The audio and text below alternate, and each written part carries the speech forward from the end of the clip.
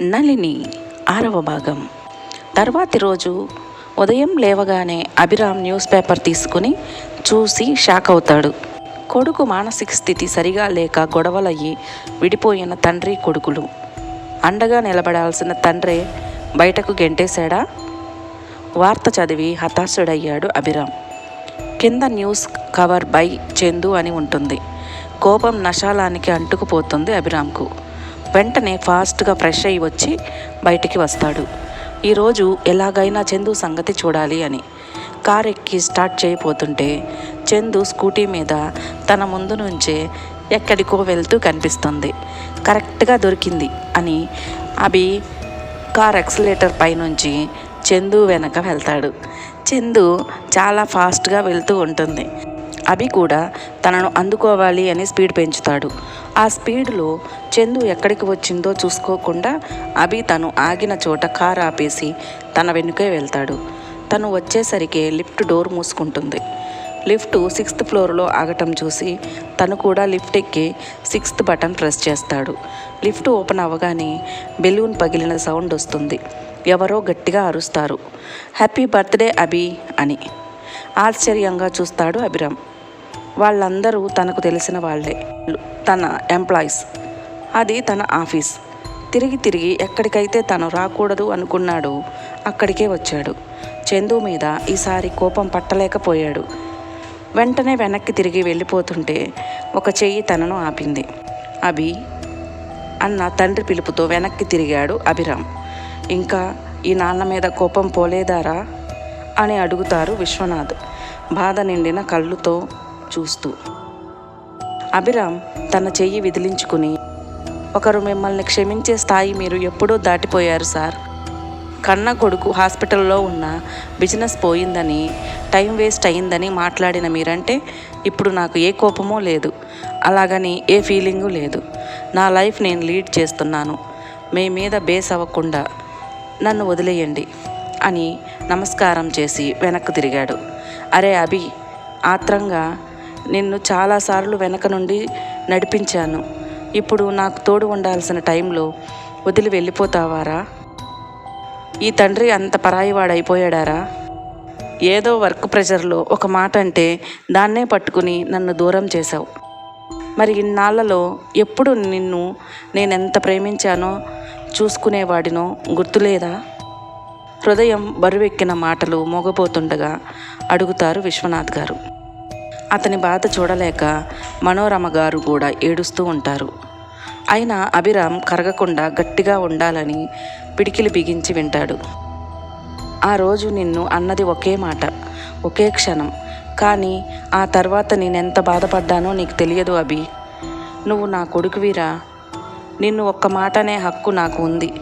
ప్రేమగా దగ్గరకు తీసుకునే అధికారం నాకుంది. నా తప్పే, ఐఎమ్ సారీరా అని రోజు చెప్పాలి అనుకుని చెప్పలేకపోయినందుకు నిన్ను ఇన్ని రోజులు దూరం చేసుకున్నాను. ఇక ఈ ముసలి ప్రాణం ఎలా తట్టుకోగలదురా? ఇప్పటికీ నీకు అదే గుర్తుంటే నీ కాళ్ళు పట్టుకుంటా. డాడీ అన్న ఒకే ఒక్క అరుపుతో విశ్వనాథ్ గారు ఆగిపోతారు. ప్లీజ్ డాడీ, అలా మాట్లాడకండి. మీకు దూరంగా వెళ్ళిపోయినందుకు మీరు ఎంత బాధపడ్డారో నాకు తెలియదు. తెలుసుంటే అసలు బయటకు వెళ్ళకపోయి ఉండేవాడిని డాడీ. మిమ్మల్ని బాధ పెట్టే పని నేను ఎలా చేస్తాను అనుకున్నారు? ఐ మిస్ యూ డాడ్ అంటూ చిరు కన్నీటితో తండ్రి వైపు చూస్తాడు అభిరామ్. వెంటనే విశ్వనాథ్ గారు ఆనందంతో అభిరామ్ని కౌగిలించుకొని కళ్ళనీళ్ళు పెట్టుకుంటారు. వాళ్ళని ఎలా చూడాలి అనుకున్నారో అలా కలిసిపోయినందుకు మనోరమ గారికి పట్టలేనంత ఆనంద బాష్పాల రూపంలో జారింది. My son is back, let's the party start అని గట్టిగా విశ్వనాథ్ గారు అరిచేసరికి అందరూ ఆనందంతో గట్టిగా అరుస్తారు. కాసేపటికి అభిరామ్ కాల్తో అశోక్ కూడా అక్కడికి వచ్చి విశ్వనాథ్ అభిరామ్ కలిసిపోయినందుకు ఆనందపడతారు. విశ్వనాథ్ గారైతే అసలు అభి చెయ్యి విడిచిపెట్టలేదు. పార్టీ జరుగుతుండగా మనోరమ గారు ఎవ్వరికీ కనపడకుండా ఎవరితోనో ఫోన్ మాట్లాడుతుంటుంది. వెక్కిళ్ళు వస్తున్నాయని వాటర్ తాగడానికి వచ్చి అభిరామ్కు అక్కడ చందు కనిపిస్తుంది. మనోరమతో ఏదో మాట్లాడి లిఫ్ట్లోకి వస్తుంది. తను వెళ్ళిపోవటం చూసిన అభిరామ్ ఫాస్ట్గా లిఫ్ట్ డోర్ మధ్యలో కాలు పెడతాడు. డోర్స్ ఓపెన్ అవుతాయి. అభిరామ్ లోనికి రాగానే లిఫ్ట్ డోర్స్ క్లోజ్ అవుతాయి. చందు షాక్ అవుతుంది. ఇప్పుడు ఎలా తప్పించుకోవాలా అని అప్పుడే ఆలోచిస్తూ ఉంటుంది. ఏమే, ఎక్కడికి వెళ్ళిపోతున్నావు? చేసిందంతా చేసేసి నన్ను ఇక్కడికి రప్పించేసి ఎక్కడికో వెళ్ళిపోతున్నట్లున్నావు. దొరకవు అనుకున్నావా అంటూ వెక్కిళ్ళు వస్తుంటే ఆగి ఆగి మాట్లాడుతున్నాడు. చందు ఏం మాట్లాడకుండా అభిరామ్ వెక్కిళ్ళు వస్తుంటే అలా చూస్తూ ఉంటుంది. ఏంటే అలా చూస్తున్నావు? మాట్లాడు. ఏంటే అలా చూస్తున్నావు? మాట్లాడు. Chandu, I love you. Abhiram షాక్తో సడన్గా వెక్కిళ్ళు కూడా ఆగిపోతాయి. కానీ షాక్ నుంచి తేరుకోలేదు. లిఫ్ట్ డోర్స్ ఓపెన్ అవుతాయి. చందు బయటకు వచ్చి అభి కాలర్ షర్ట్ పట్టుకుని ముందుకు లాగి, ఏంట్రా అలా స్టన్ అయ్యా? వెక్కిళ్ళు పెట్టి పోయేలా ఉన్నావని అలా చెప్పా. నేనేదో చెప్పాను అని నువ్వు నేను ఎక్కడికి వెళ్తే అక్కడికి రావటం అలాంటివి చేయకు. అభి తను వెళ్ళిపోయిన ప్రజెంట్లోకి వచ్చి చూసేసరికి చందు ఆల్రెడీ వెళ్ళిపోయి ఉంటుంది. ఆ రోజు రాత్రి అభిరామ్ అశోక్ రూమ్లోకి విశ్వనాథ్, మనోరమ వస్తారు. విశ్వనాథ్, ఏంటి నాన్న ఇంకా పడుకోలేదా? Abhiram, no dad. విశ్వనాథ్, అభి, నాకు ఈరోజు చాలా హ్యాపీగా ఉందిరా. ఇప్పుడు నాకేమైనా పర్లేదు. ఏంటి డాడ్ ఆ మాటలు? విశ్వనాథ్, నిజం అభి, ఇన్ని రోజులు నువ్వు వస్తావో రావో అని బెంగగా ఉండేది. మనసంతా బరువుగా ఉండేది. ఇప్పుడు నాకేం బెంగలేదు.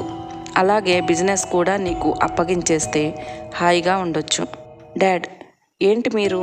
నాకప్పుడే బిజినెస్ టేకాఫ్ చేసే బిజీ అయిపోవాలని అసలు లేదు. కొన్ని రోజులు ఏదైనా ట్రిప్కు వెళ్ళాలి అని ఉంది. అశోక్, వావ్, ట్రిప్నా? నేను వస్తాను. అభిరామ్, నువ్వెందుకురా తోక? Please bro. అభిరామ్ మెల్లగా, అయితే నీ తోకను తెచ్చుకో. అశోక్, అంటే కపుల్సా? Wow, so excited. Abhiram, hush. Vishwanath, సరే, మీకు నచ్చినన్ని రోజులు బయట గడిపిరండి. వచ్చేటప్పుడు మాత్రం గుడ్ న్యూస్తో రావాలి. ఇక పడుకోండి. Good night. Ashok, Abhiram, good night dad అని చెప్తారు. అశోక్, బ్రో, నిజంగా కపుల్స్తో వెళ్తున్నామా? వాళ్ళు వస్తారా? అభిరామ్, మీ వదిన అయితే వస్తుంది. నీ తోకను నువ్వు చూసుకో. రేపు మార్నింగ్ వెళ్ళి వాళ్లకు చెప్దాము. ఇంతకీ ఎక్కడికి bro? Abhiram, Paris. Ashok, super అంటాడు. అభిరామ్, ఏంటి నువ్వనేది? అసలు నాకు కూడా చెప్పకుండా ఎలా వెళ్ళిపోయింది అది? దానికి ఏమైనా పిచ్చా? అభిరామ్ అసహనంగా అటు ఇటు తిరుగుతూ సునీత చెప్పిన విషయం జీర్ణించుకోలేకపోతున్నాడు. ఎంతో ఆశగా చందును ట్రిప్కు తీసుకువెళ్ళి తన లవ్ ప్రపోజ్ చేద్దామని ప్లాన్ చేసుకుంటే తను ఇండియా వెళ్ళిపోయింది అని చెప్తుంది సునీత. ఆ విషయం విని అశోక్ కూడా చాలా బాధపడతాడు. కానీ ఒకసారి జరిగినవి అన్నీ గుర్తు తెచ్చుకుంటే ఎక్కడా రవలి కళ్ళల్లో కానీ ఆ భావంలో కానీ తన మీద ఏ ఫీలింగ్ ఉన్నట్లు కనిపించలేదు. అది అర్థం చేసుకోగానే అశోక్ మనసు అదోలా అయిపోయింది. అనవసరంగా తనను ఇబ్బంది పెట్టానేమో అనిపిస్తుంది. అందుకే వెళ్తున్నామని ఒక్క మాట కూడా చెప్పకుండా వెళ్ళిపోయారు. లేకపోతే కనీసం ఫ్లైట్ ఎక్కే ముందైనా చెప్పేవారు. సరే, జరిగిందేదో జరిగిపోయింది. ఇకపై తనను మర్చిపోవటానికి ట్రై చేయాలి. ఒక అమ్మాయికి ఇష్టం లేకుండా తనని ఇబ్బంది పెట్టకూడదు. అశోక్ ఇలా ఆలోచించి కొంచెం కుదుట పడతాడు. అభిరామ్ మాత్రం చందు ఎందుకు ఇలా చేసిందో అర్థం చేసుకోవటానికి వారి మధ్య జరిగినవన్నీ గుర్తు తెచ్చుకుంటూ ఉంటాడు. లిఫ్ట్లో తనకు ఐ లవ్ యూ చెప్పినప్పుడు తన కళ్ళలో ఫీలింగ్ అబద్ధం కాదు, నటన కూడా కాదు. తనను చేత్తో పట్టుకుని ఎత్తుకున్నప్పుడు తన కళ్ళలో ఫీలింగ్స్ చందుకి అర్థమయ్యాయి. చందును లవ్ చేస్తున్న విషయం తనకి కూడా తెలుసు.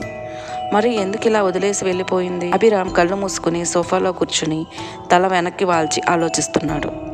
ఐ లవ్ యూ, పదే పదే ఆ మాట గుర్తొస్తుంది. ఊరికే వెక్కిళ్ళతో పోయేలా ఉన్నావు, అందుకే అలా చెప్పాను. నువ్వు ఇప్పుడు సీరియస్గా తీసుకుని నేనెక్కడికి వెళ్ళినా నన్ను వదలకపోవటం, నా వెంట రావటం లాంటివి చేయకు. ఈ మాట గుర్తు రాగానే చప్పున కళ్ళు తెరుస్తాడు అభి, ఏదో అర్థమైనట్లుగా. ఒక చిరునవ్వు నవ్వి సునీత దగ్గరకు వెళ్ళి అడ్రస్ చెప్పమని పట్టుకుని కూర్చుంటాడు. సునీత అడ్రస్ చెప్తుంది. Abhiram, thank you so much చెల్లమ్మ, మళ్ళీ కలుస్తా. ఏమైందిరా? నేను వెళ్తున్నాను. ఎక్కడికి? ఇండియానా? ఎస్. నువ్వు వస్తావా? రావచ్చు, కానీ ఇంకొక వీక్లో నాకు ఎగ్జామ్స్ అయిపోతాయి, అప్పుడు వస్తాను. అప్పటి వరకు నేను ఉండను, కానీ నేను ఈరోజే వెళ్తున్నా ఆశు. సునీత, ఓకే ఓకే అన్నయ్య, వీడు చెప్పింది కూడా నిజమే. ఈరోజు వద్దు, అమ్మా నాన్నకి చెప్పి అన్నీ ప్యాక్ చేసుకుని రేపు బయలుదేరి వెళ్ళండి. అభిరామ్, సరే.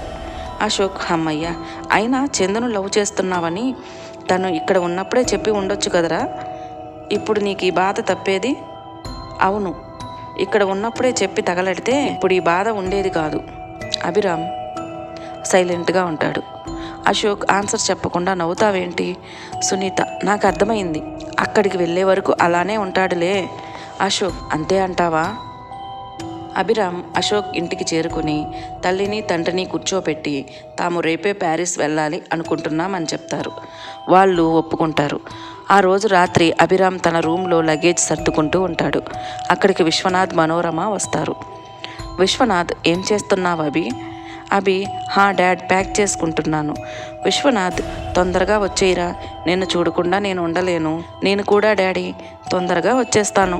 మనోరమ, రే నాన్న, ఆయన అలాగే అంటారు కానీ నీకు నచ్చినన్ని రోజులు హాయిగా తిరిగిరా, కానీ రోజు ఫోన్ చేయరా. అభి, తప్పకుండా చేస్తానమ్మా అంటాడు. విశ్వనాథ్ అక్కడ నుంచి వచ్చాక మాత్రం అభి, ఓకే డాడీ, ఆఫీస్కే కదా, ఆఫీస్కి వచ్చేస్తాను.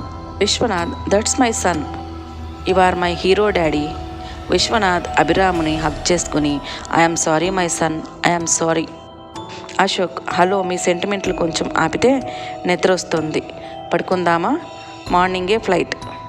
సరే పడుకోండి, పదామను అంటూ విశ్వనాథ్, మనోరమ అక్కడి నుంచి బయలుదేరుతారు. మరోవైపు లక్ష్మీమాన్పూర్ గ్రామంలో భూపతి గారింట్లో కొంచెం హడావిడిగా ఉంటుంది. ఆ హడావిడి ఏమిటో మనం కూడా నెక్స్ట్ ఎపిసోడ్లో చూద్దాం. మన వీడియో మీకు నచ్చినట్లయితే ప్లీజ్ లైక్ చేయండి, షేర్ చేయండి. మొదటిసారిగా ఎవరైనా చూస్తున్నట్లయితే సబ్స్క్రైబ్ చేసుకోవటం మాత్రం మర్చిపోకండి. నమస్తే.